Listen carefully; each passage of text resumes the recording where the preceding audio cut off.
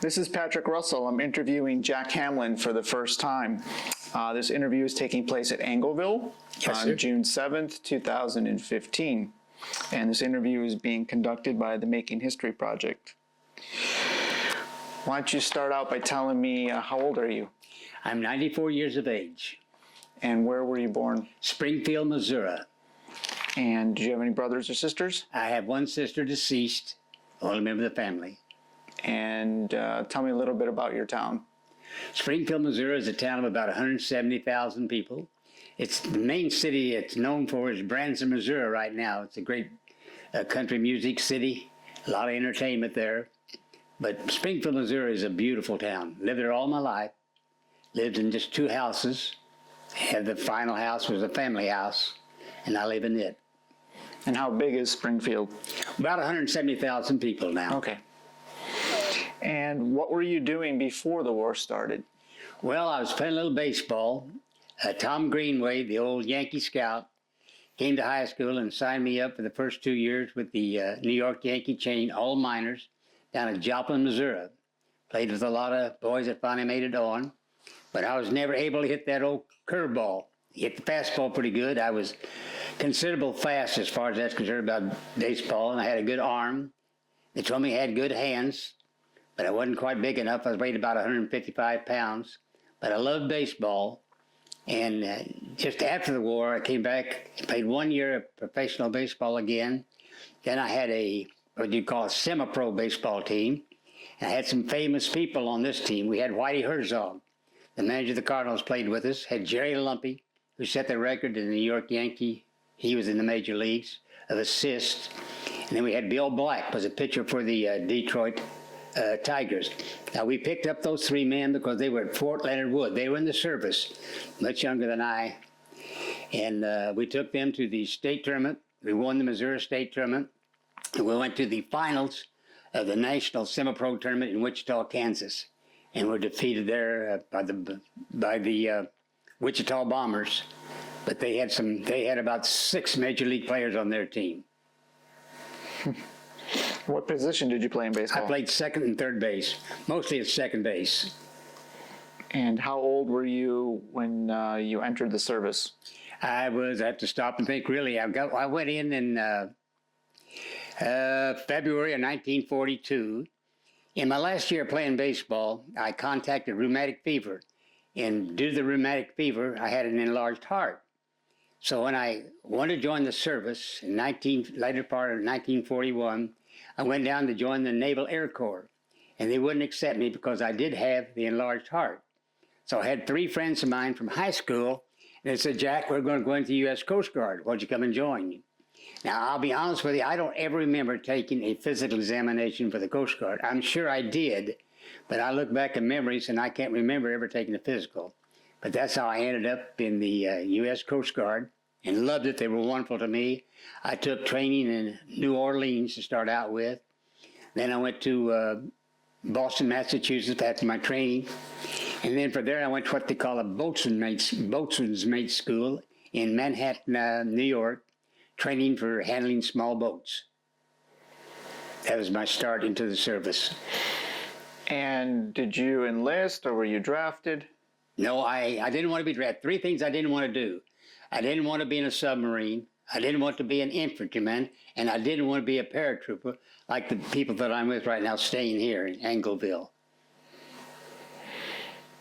So you enlisted in the Coast Guard? I enlisted in the Coast Guard with 3 friends. Yes, I did.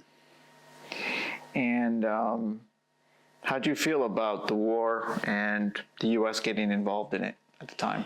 Well, it really, at that time, I was in college also when I was playing baseball, and my father served in World War I, and my mother's brother served in World War I, both of them. My dad was not wounded. My mother's brother was wounded twice and also gassed in World War I. But he came out of the service, both of them came out of the service fine. My mother's brother, I think it affected him. It stunned him in this a little bit, but as far as his health's concerned, he lived a long life. He lived up to be about 85 years of age.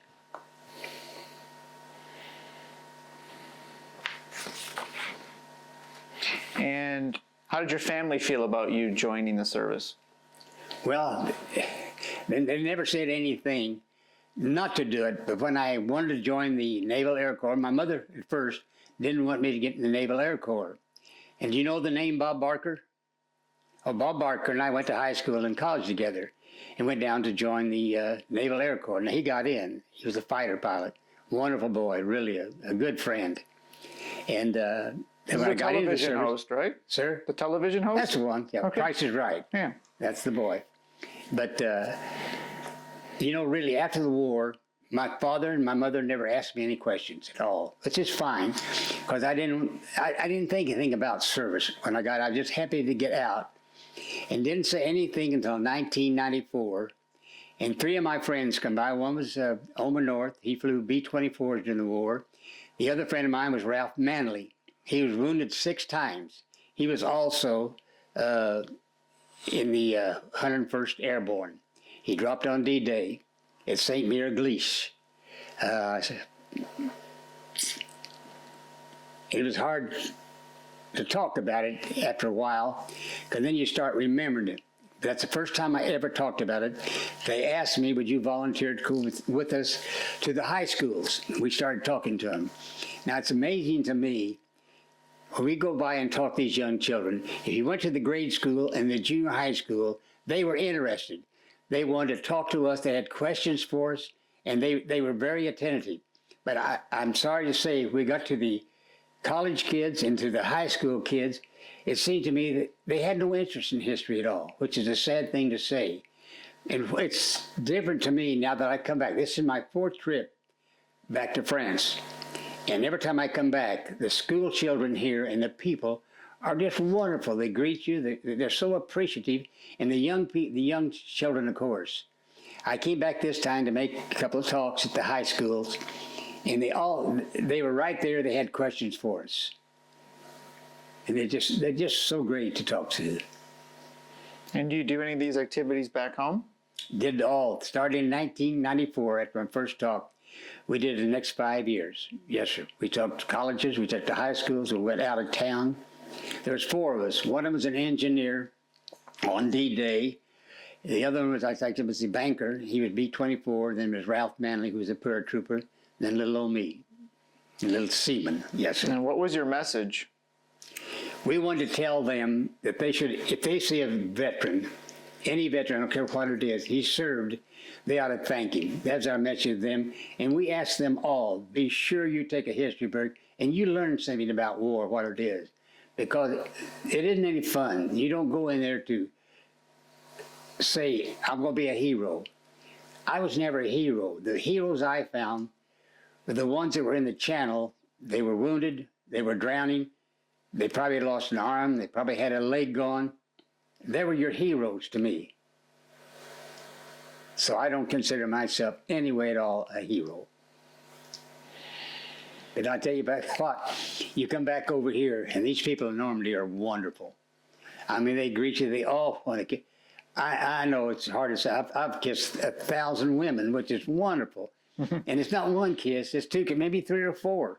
But they all want to shake your hand. And really, they don't understand you sometimes because they're French, and I'm English, and I can't speak a word of French. But you shake their hands, and they won't let loose of your hand. And they want to sit there and talk. And I'm very easy because the people that I'm with here now speak English and French. So they can help me interpret what they want to say to me. Tell me a little bit about your training, your basic training.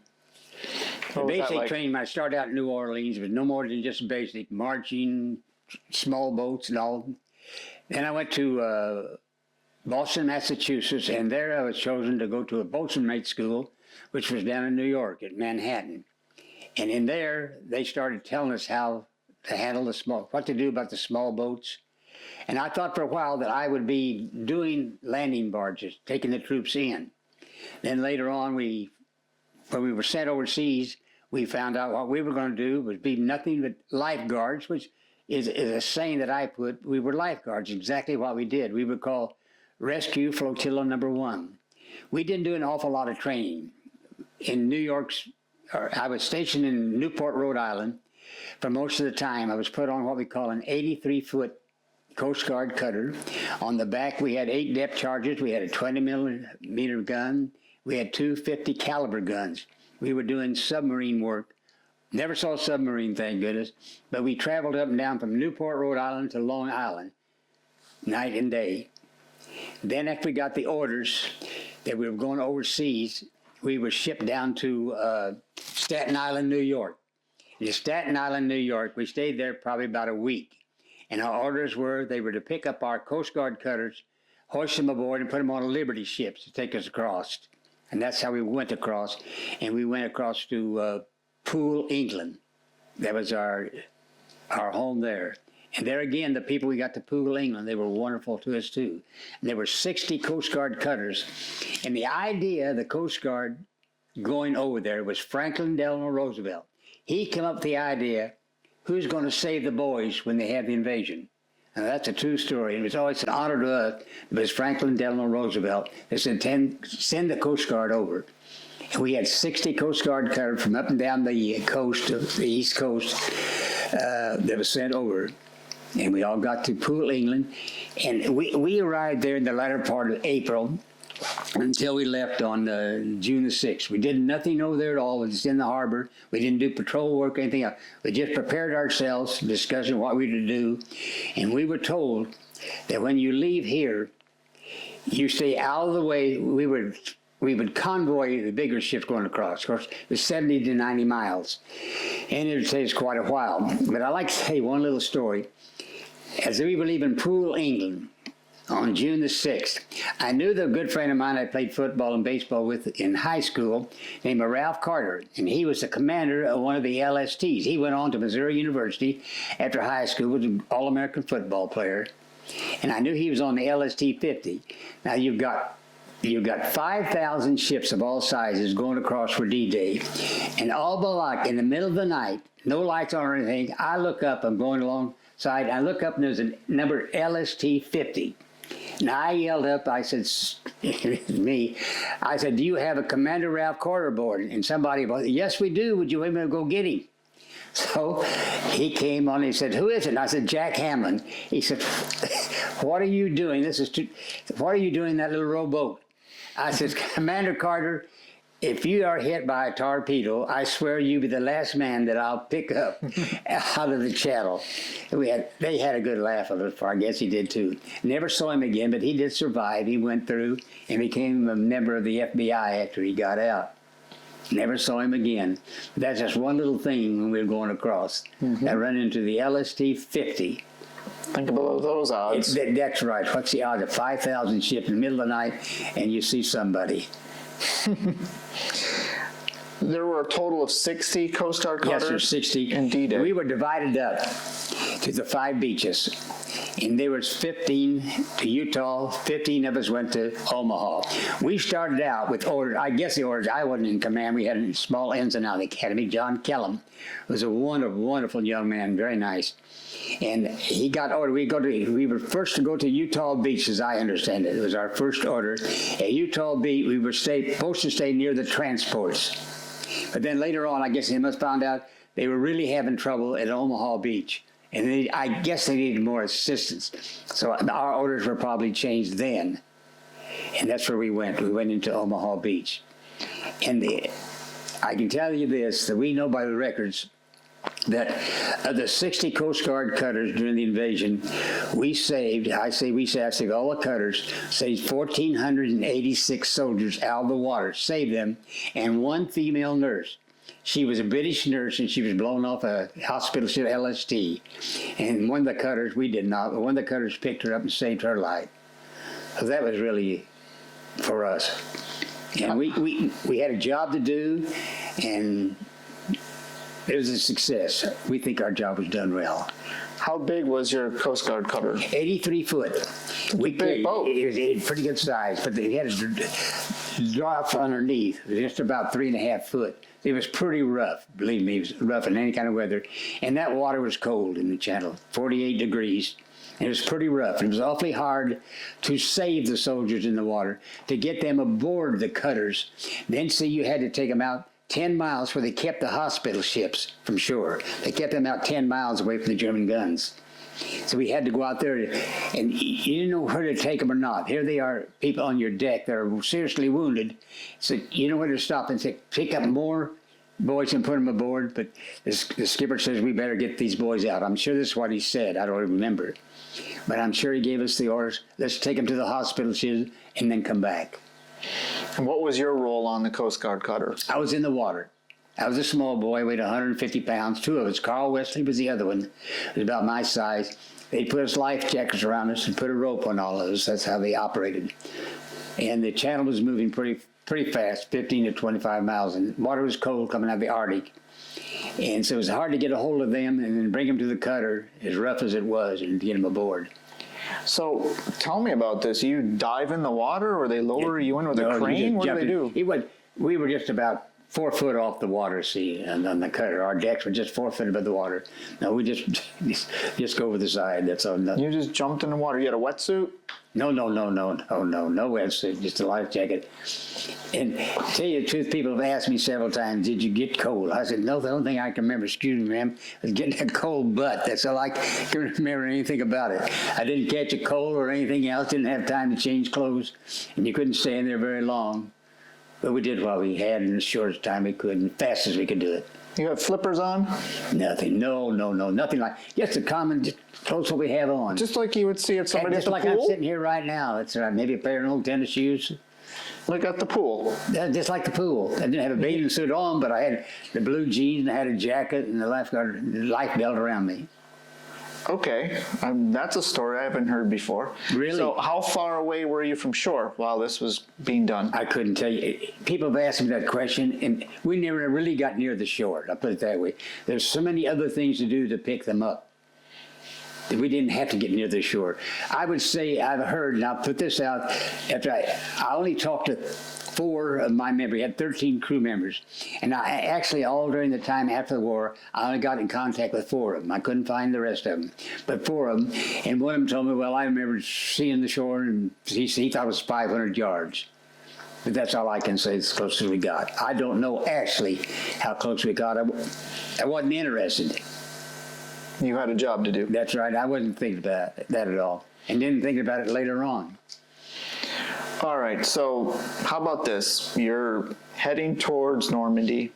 It's pitch black. Yes, sir.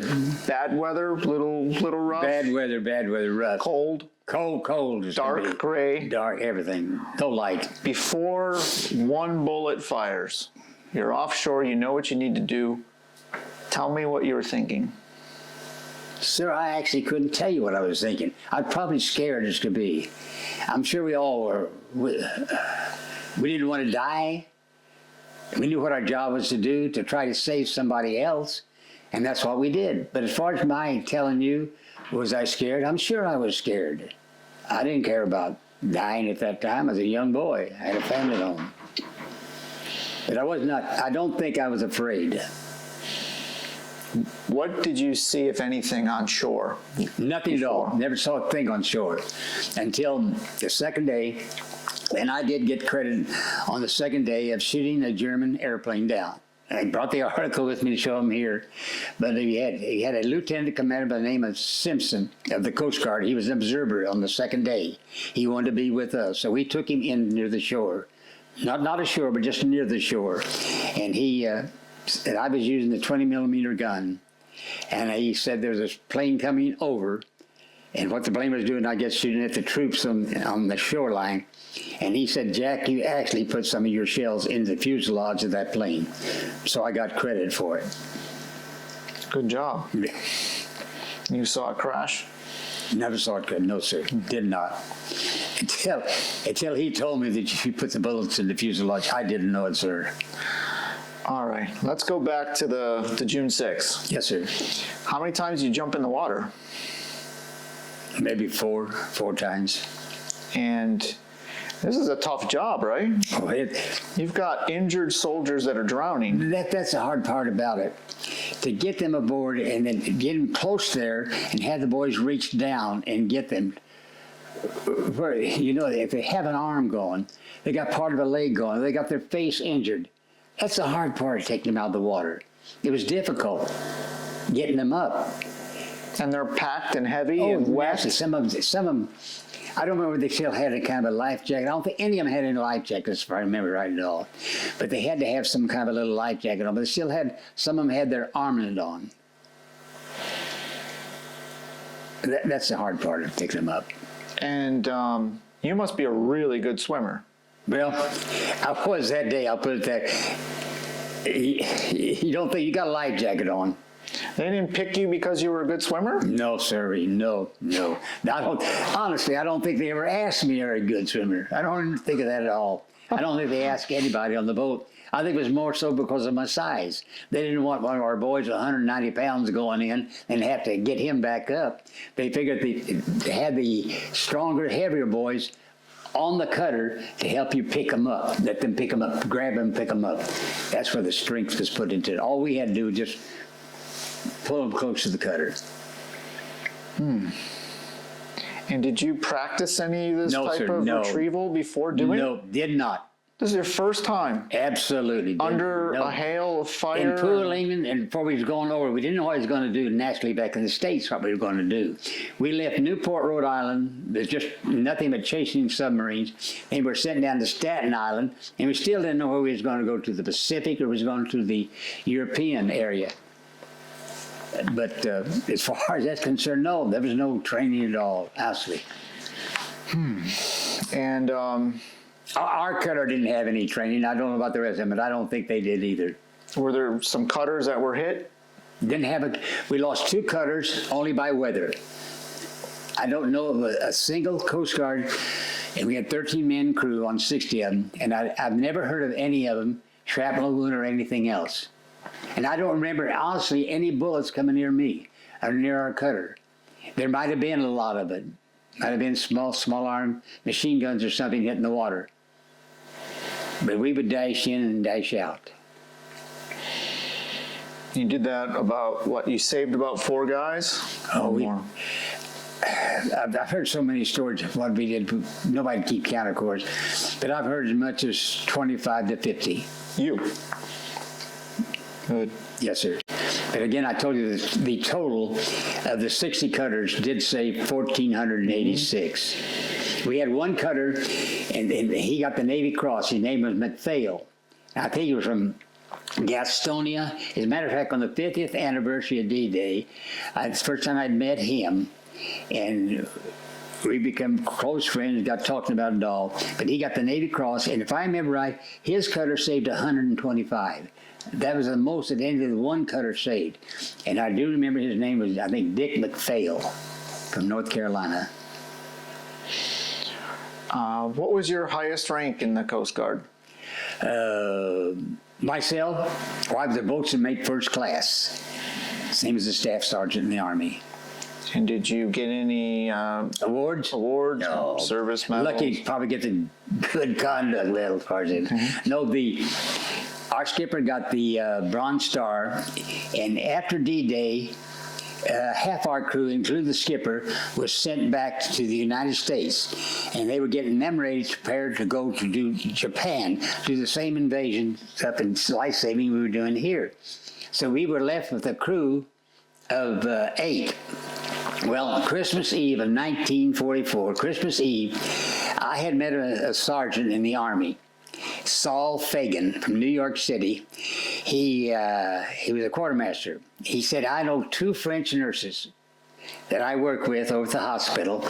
I said, that's good. I said, what we're going to do. I'll send 4 of my crewmen and let them go ashore. You bring the girls down. You bring the turkey and the wine. We'll have a little party aboard our Coast Guard cutter. This is Christmas Eve. He did. Everything was brought aboard. The pretty girls, they came along Christmas Eve. 6 o'clock that evening, we got a call. You got to go out. There's been a transport we think's been hit by a torpedo. It's about 5 miles offshore at a certain buoy.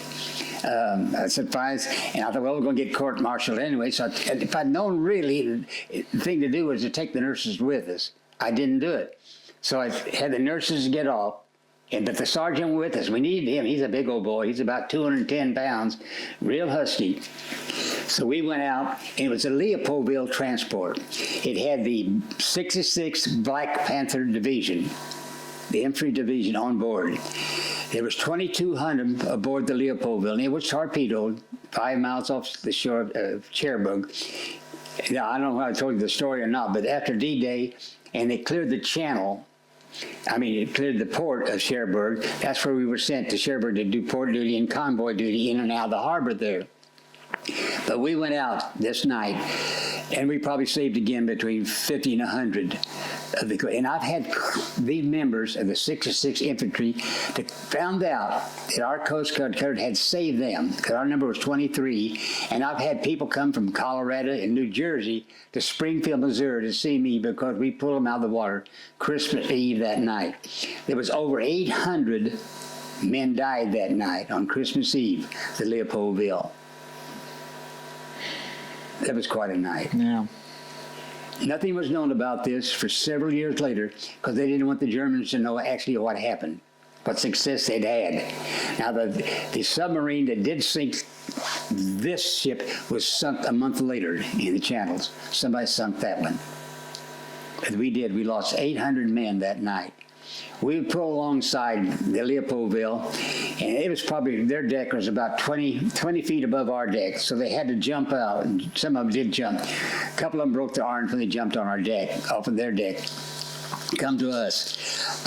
We kept yelling, man, you're going to die, you're going to have to jump and come with us. Well, pretty soon some tugs started coming along, the big Leopoldville. And there's a terrible part. These boys would try to jump from the Leopoldville to the tug. They jump and fall in between the tugs. There's several books written on this. And they would just pull together, and you can imagine what happened when the two hulls pulled together on that. We've heard a lot of stories about it, and I read a lot of stories on it. And a man by the name of Andre was his last name. He has written 2 books on it, The Night Before Christmas. And I met him, and he came back. I believe it was, they found the Leopoldville. They went down and they found the Leopoldville where it was, still sitting upright, so he says. And he'd been down to see it. Alan Andre was his name, yeah. Lives in Pennsylvania somewhere. What is it like going out to a sinking ship like that? And you're the savior. Bird savior. There was a lot of small boats going out there too also. And there was one other, we had a Coast Guard cutter tug there too, and he went out to help save the soldiers. There were several small boats. So you got men in the water, you got men on the ship, you got people jumping. Right, You got... and I want to tell you something else. There was one boy from Springfield, Missouri, was on the, and to this day he thinks our little cutter saved him because we had a few drinks, several on the New Year, Christmas Eve. And he said, Jack, I just knew good and well because people told me it was a Coast Guard cutter that pulled me out of the water. And he worked for the newspaper, and we become great friends after that. That's a good story. Another one. It really is. He was a wonderful boy. And you meet up on Christmas Eve and have a drink? Yes, sir, we did. Certainly did. It's a good anniversary. Maybe more than one drink, too. But we enjoyed it. You ever heard of the phrase, war is hell? I guess I've heard a lot of them say that, yes, sir. You agree with that? Absolutely it is. There's nothing good about war. It's just an argument, and I don't know how they'll ever solve the arguments. I don't know where it's politics. I don't know where it's the leaders that start the war. I've heard different things from different politicians. They blame this person, they blame that person. But I don't know where it's for money, where it's for aggressiveness. They don't like somebody. There's a lot of reasons for war. None of them are any good. But I just hope the young children now in the United States, or any nation as far as that's concerned, that don't have to go to war, don't have to be injured, and see their friends. That's the hard part about it. You're safe, you're feeling all right, but you see one of them in the water and you can't help them at all. And there was some that we saw that we couldn't do anything for. And we know they were still alive. And you moved on to somebody else. Move on to somebody else. Because even if you saved them, they weren't going to survive. we see, you almost take it on yourself. You have to be the decision maker, which is wrong. It's absolutely wrong. Well, it's like what a medic does. Amen. Medics make those choices That's too. part of it. But we're no medic. And I'll tell you one thing, we didn't have any, but the more I read about the war, and there's ones I give a lot of credit to, the medics. Those boys in the field who are out there, they don't have a gun on them. All they've got is a Band-Aid, they got medicine to go out and help those wounded. There's some more of them that need to be heroes. Yeah. After D-Day, you mentioned that you went to Cherbourg. Yes, sir. What did you do after Cherbourg? Well, after Cherbourg and the war was over and I had the points, I came home and I tried to play baseball for a moment. I got my college degree and did go back to college, did get my college degree. And then I started law school at Missouri University. And I wasn't doing any good at all. And I went up to Nebraska to play another year of baseball. And my dad called me. He says, I want you to come back to Springfield. How you doing in baseball? I'm not very good. Said, I want you to come back and go with me. I have to go down to Nashville, Tennessee on a federal case. He's a lawyer. I said, okay. So I came home. He went down to Nashville, Tennessee with him. He took me over to a small school called Cumberland University in Lebanon, Tennessee, an old law school. He said, now this is where I went to law school. And I said, fine. He said, would you like to come down here? And I said, well, it's wonderful. And I met a couple of people on the campus, and they asked me to come. They had a football team, baseball team, had all kinds of sports. And I decided I would go to Cumberland University. And we did. And I think the first year I was down there, we played Florida State in a football game. Well, Florida State had just started football the same year that I was down there. And Cumberland was the same way. They just started because all the boys in the service were going during the war. And we played Florida State in 1947. We defeated them in the mud 6-0. And all of a sudden, they got smart. And Bobby Bowden, by the way, in an interview, talked to him the other day. We got discussing this for a friend of mine doing. So we discussed this. And next year we went down to Tallahassee and they whipped us pretty good then, because then they started playing football because it was an all-girls school. Now they've been getting the co-ed. And they were good quick, I'll put it that way. He wasn't the coach then, of course, but we talked about it a little bit. So you spoke to Bobby Bowden? Yes, sir. Yeah? What did he tell you? Wonderful. A great talker. And he was interviewing a good friend of mine in the 101st. He's dropped in, he's a parachutist, and just met him recently. I mean, last year met him, and he lived near me and didn't know anything about him at all. So I was at a meeting one time, and I met him, and he was in the 101st Airborne, same as these boys here. And we got to talking. He said he dropped into Bastogne, into Holland, and he got shot right through the chest. And he had to walk a mile in the snow and the cold. And that's probably what saved him, he said, because the coldness saved him with the blood flowing to the aid station he lived. But my story was, went back to Belgium to be knighted by the king and queen there, and he met Bobby Bowden at the time. And Pee Wee Martin's another one. And I met him a couple times this time. And Pee Wee Martin was with, his name was Gene Gilbreth. And I get to talking, just say it gets away from the war. But I met a lot of people that really did something for their service and made heroes out of them. Well, in Cherbourg, was your last duty in terms of the service? Was it what? Was the last service that you had? That's all, yes, that was it. In Cherbourg? Mm-hmm. That was it. Okay. And then what was your most interesting or memorable story from the war? Well, if you had to pick one. If my memory, I'll put it this way. What I remember mostly is those that we saved. And the other part was the terrible part, seeing them die. That's something I don't want to see again. Because I'd never seen a wounded person before. I never touched a person that was wounded. And I never saw a person die. And that's my memories, what I have from the war. And that happened a lot on June 6th? Just the one day, June the 6th. Yes, sir. And that's kind of my next topic, is the trauma impact from combat or war. Did that one day leave an impression on you for the rest of your life? No, never did. It didn't. I never talked about it, put it this way, for no reason at all. Never talked about it really until 1994, I told you, when Mr. Owen North, the banker, come by and asked me, would you go with Ralph Manley and I and another person to make some speeches to the colleges and high school? I said, sure, sure. And he didn't even know what I had done, really. He knew I was in the service.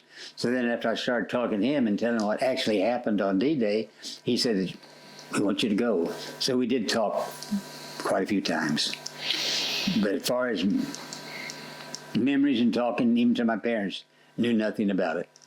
Okay. And did you suffer any type of trauma from the war? I wouldn't know what a trauma was, honestly. That's silly to say, but thank God I did not. No, there's so many of a lot of my friends did come back. I lived on a block in Springfield, Missouri, where there was 12 boys who went to the service. Of the 12 boys, only 5 came back. 3 of them were killed on Iwo Jima. They were good friends. They all went in the Marines. They were killed on Iwo Jima. I had 2 of them lost in England, one at St. Lo and one at, he wasn't in the D-Day invasion, but they were in tanks in the Army were killed.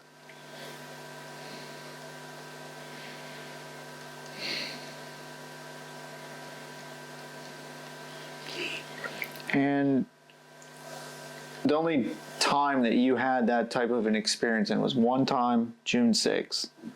Well, what about Cherbourg?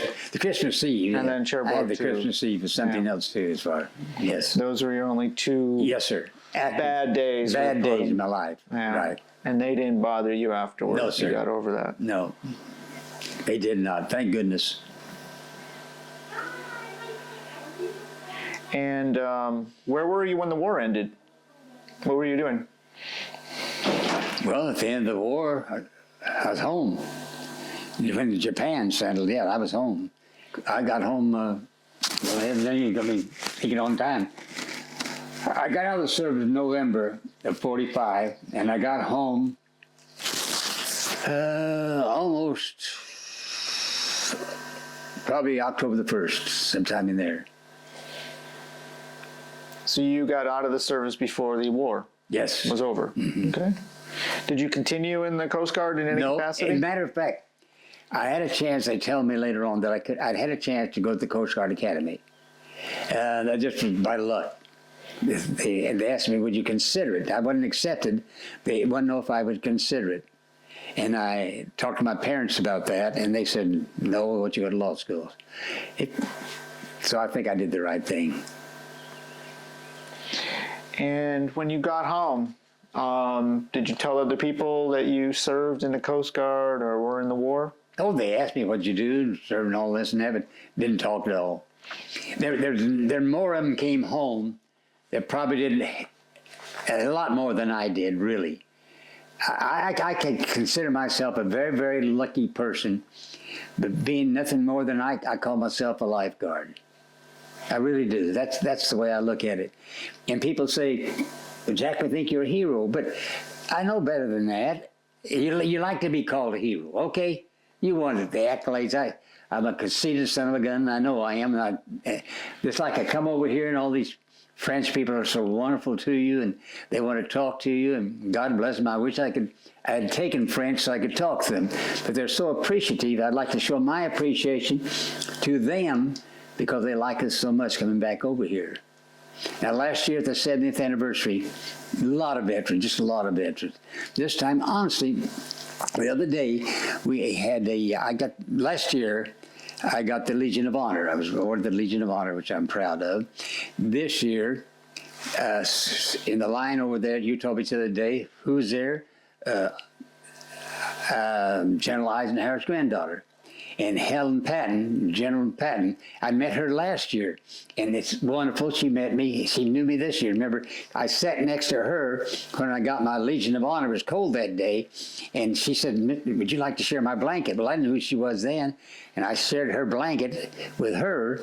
And after she got out of a chair, and I saw on the back she was Helen Patton, then I inquired, and she said, yes, I am the granddaughter of Helen Patton, of General Patton.